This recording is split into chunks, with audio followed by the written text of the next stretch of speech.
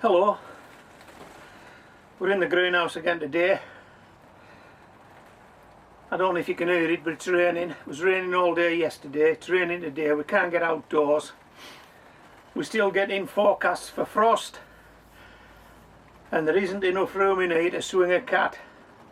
I'm surrounded by carrots in buckets, beetroot in buckets, onions in buckets and bags, potatoes in buckets and bags. These potatoes here growing in tea bags.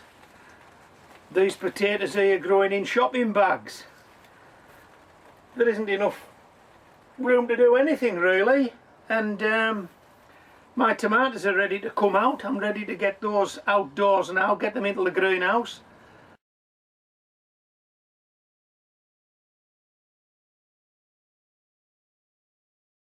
They're fine strong plants, but we're still getting frost forecast. And I've got a greenhouse full of vegetables here that I need to move out. So I guess we're still behind the 8 ball, aren't we? We're still behind the 8 ball. I've been watching some of my older videos. If you've been with me a while, you may have seen them.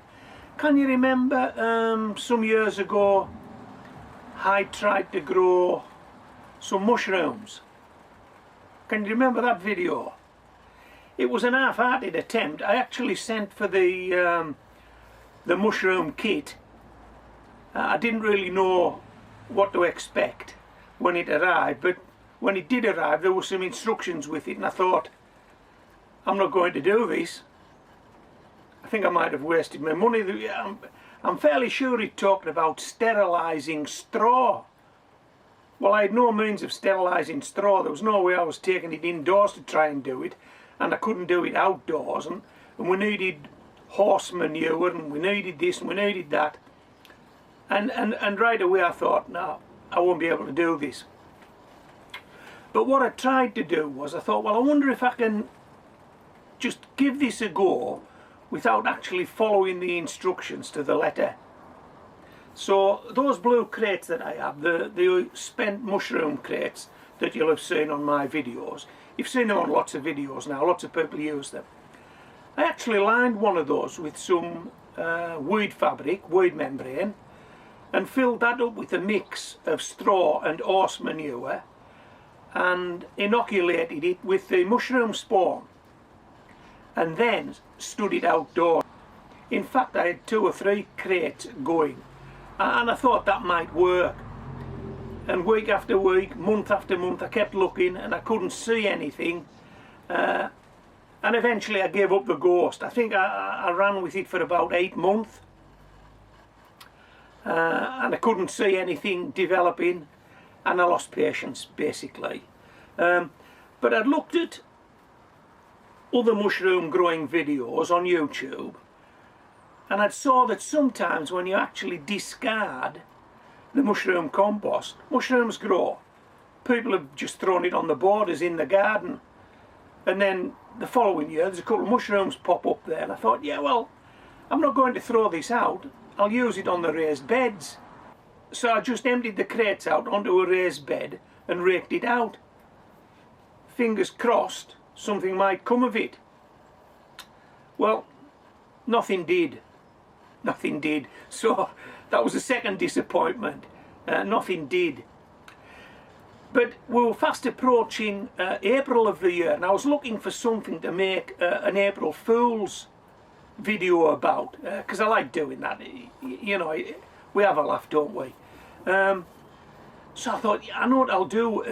We had some button mushrooms in the house that we'd bought from the shop, and I thought I could quite easily place these on that raised bed and take a few video shots from well back, not too close, and it would look like those mushrooms had grown. And then I would bring them indoors, we'd have a laugh about it, and then I'd say April Fool. So I did that.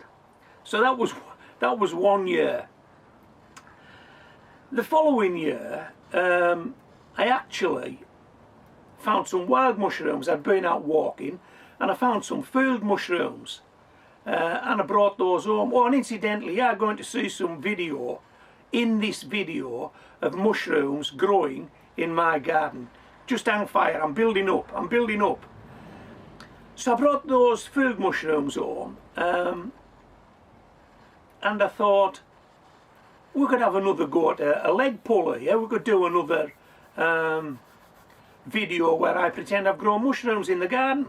So I actually took these ones outdoors and placed them on the grass behind the house, on the lawn.